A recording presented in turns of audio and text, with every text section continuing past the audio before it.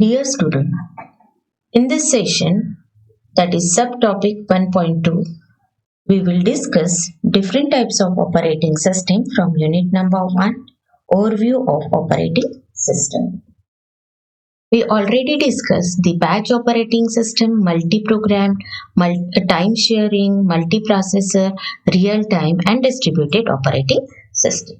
In this session, we will discuss the last operating system, that is the mobile operating system, in which we are going to cover two main types of mobile operating systems, that is the Android and the iOS. The learning outcome of this particular session is you will able to characteristic the given types of operating system. Now, the operating system which is made for mobile devices, we used to call it as a mobile operating system.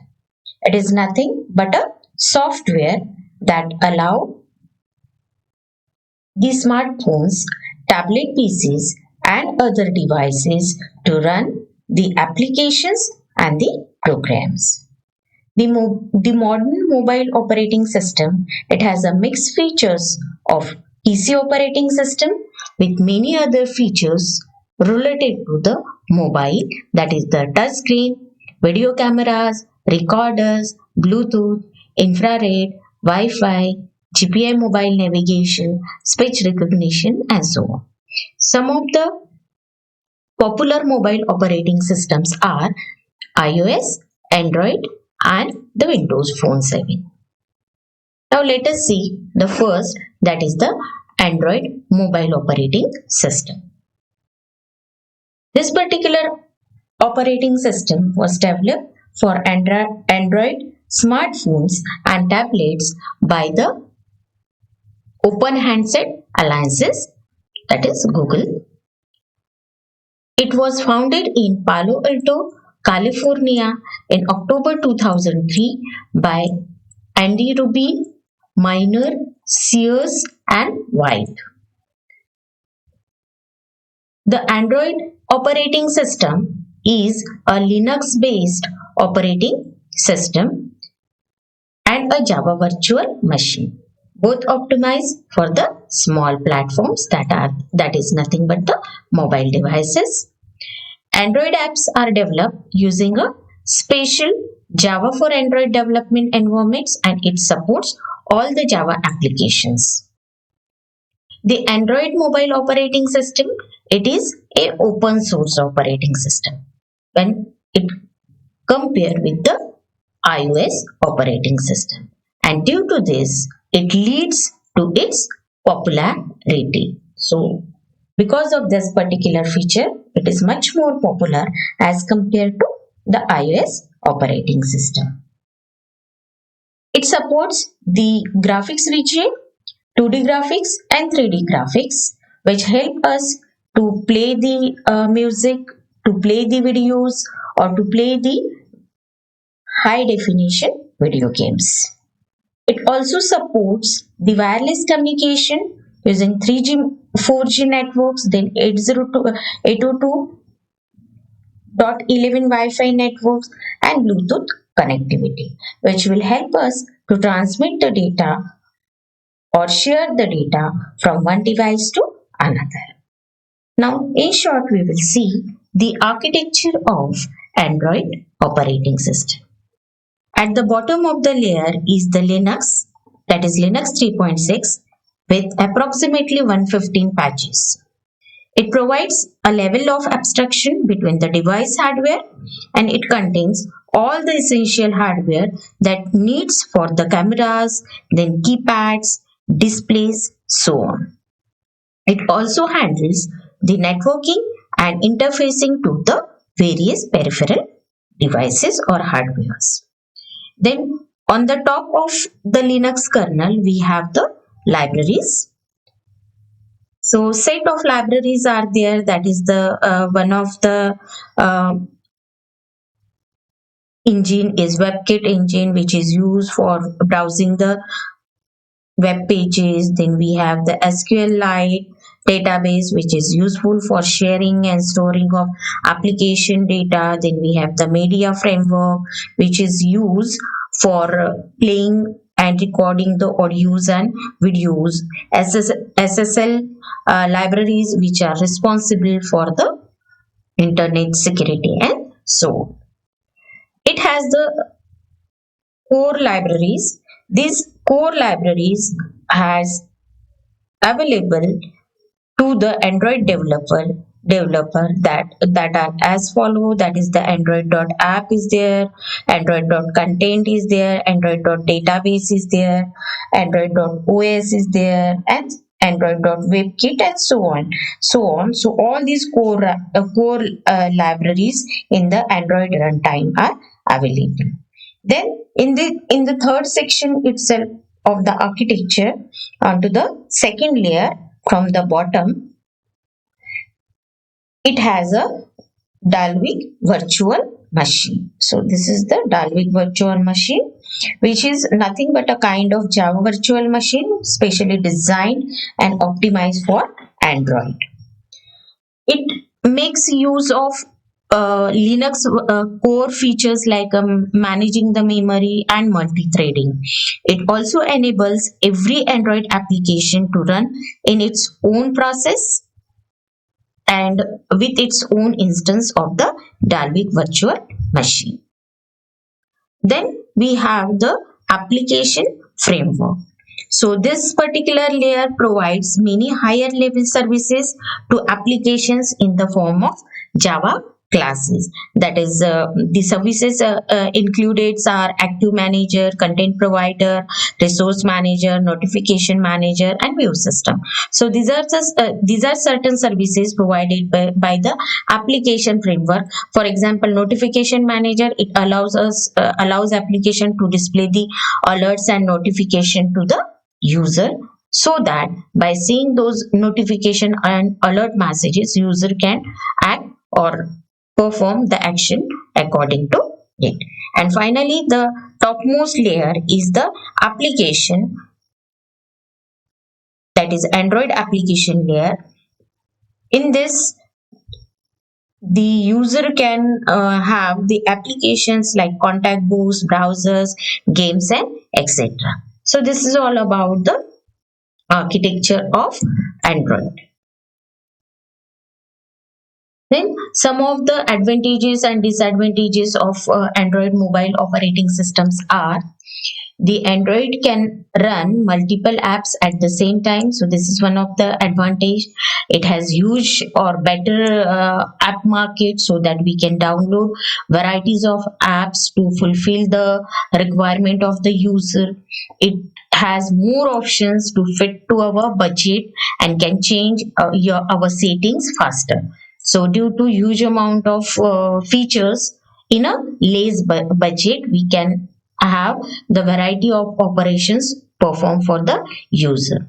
Also, it keeps information visible on our home screen, and user can customize the home screen style also. So whatever the messages or the information that come up, that is notifications or the alert message, we can immediately see it and accordingly act it.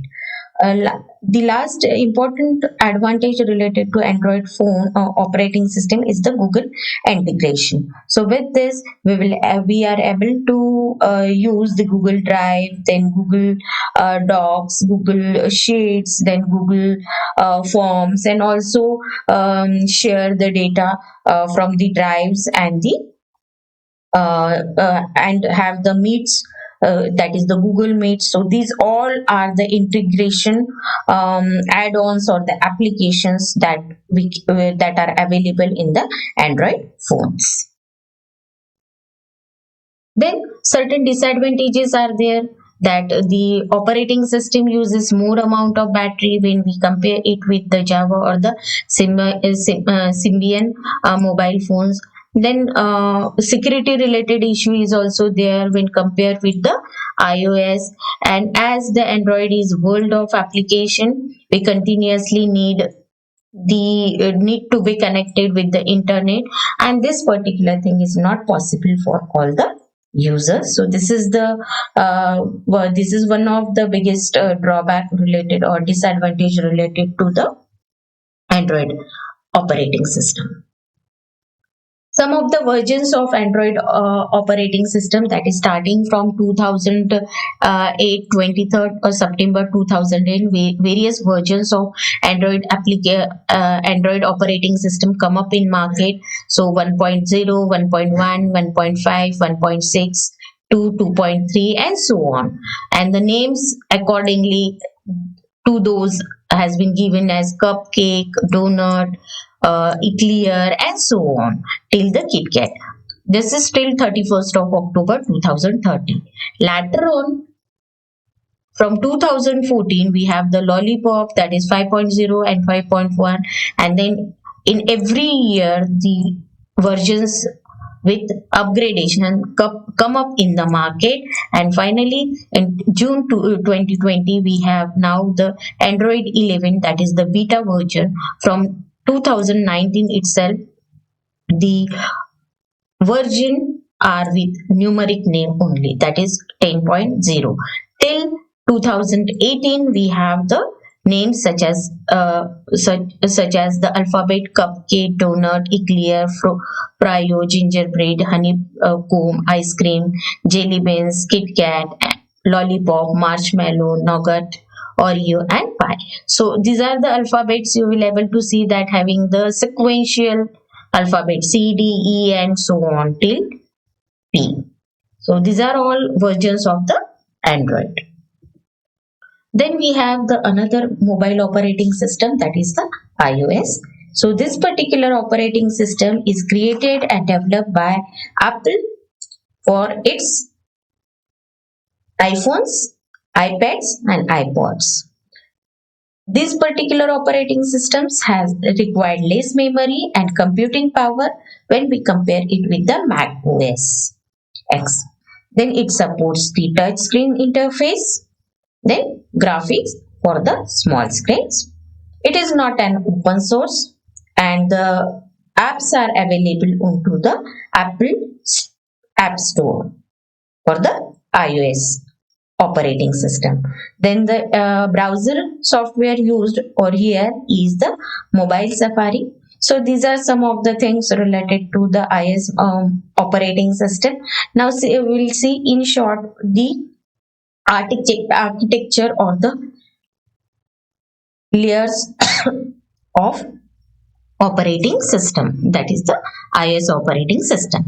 So the first layer we used to call it as a bottom layer of the iPhone OS stack is the core OS. This particular layer is used to manage the virtual memory, threads, file system, networks, and IPC with the framework in the core OS layer. Then the core services layer, it contains the fundamental interface for iOS, that is accessing the files, network sockets, and so on. Then the media layer, this particular layer allow us to create the multimedia available for the mobile devices with its framework. And finally the Coca Touch layer, it's used for the implementation of graphical event driven application in iOS with the framework is performed in the Coca Touch layer. Now again the iOS has certain advantages and disadvantages. The first important advantage is the better app revenue. So from the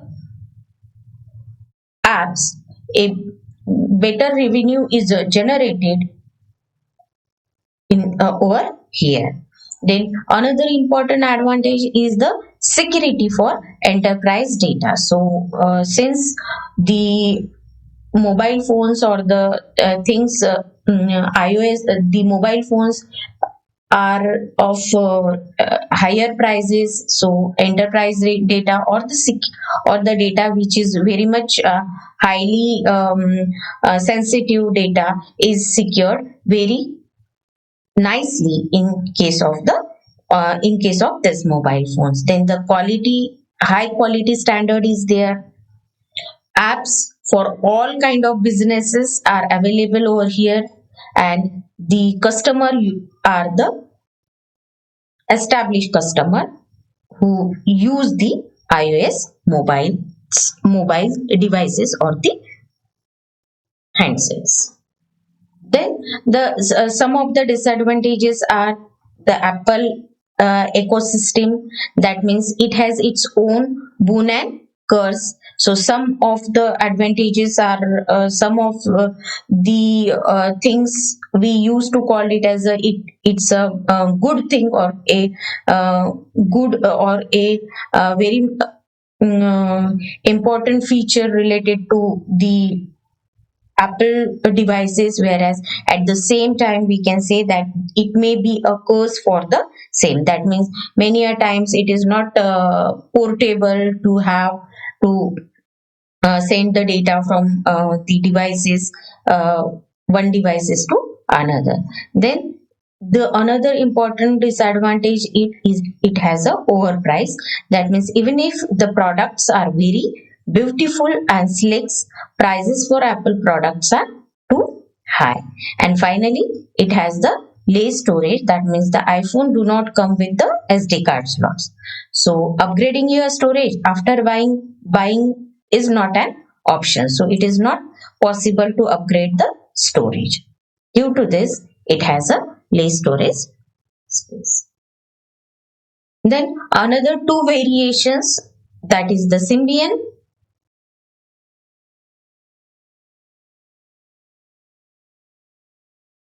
So this is a again one of the mobile operating system such is used for the smartphones. It was released in 2002 and mostly used in the Nokia devices. It was originally developed by the Symbian Limited and now currently maintained by the Nokia, today by the Microsoft. The graphic toolkit used is known as FCON, and it was the first mobile platform to make use of the WebKit browser. So these are some of the mobile handsets in which the Symbian operating system has been used. Another variation is the Windows. So this is the mobile operating system developed by the Microsoft for the smartphones, released in October 21st and also referred to as a Metro. The browser used is the internet browser, and it come up with the Office Mobile, which is a suite of mobile of Microsoft Office, which helps to do all the document related or user related activities with the help of Microsoft Office. Since the look or feel is like the personal computer, so that's why this particular operating system was not that much popular between the users as a mobile operating system. So this is all about the different type of mobile operating systems, that is the Android, iOS, Symbian and the Windows. So the book refer is the operating system concepts, and the mobile operating system related information is taken from the wikipedia.org. Thank you.